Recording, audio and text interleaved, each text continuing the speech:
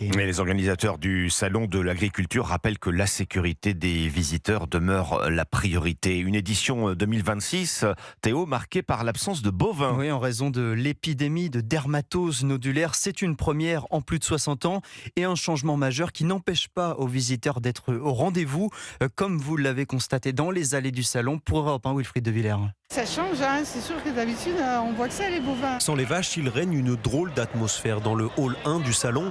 Mais cette absence permet à d'autres de recevoir plus d'attention. La fille d'Inès est fascinée par deux moutons bleu du Maine agités dans leur box. On découvre un peu plus les autres animaux qu'on voit peut-être moins parce qu'on est focus sur les bovins. On est sur les moutons, il y a des chevaux et après je sais que parfois moi j'avais déjà vu des lapins, donc j'espère qu'il va y avoir des lapins, des choses comme ça. Noémie, sa fille, a trouvé ses favoris. Les poussins, ils sont mignons, mais quand ils sont grands, ils sont moins mignons. Quand ça devient des poules?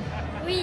Ah, tu voudrais que ça reste des poussins tout le temps, quoi? Oui. Un peu plus loin dans les allées, Jérémy échange avec les quelques éleveurs de bovins présents sans leurs vaches.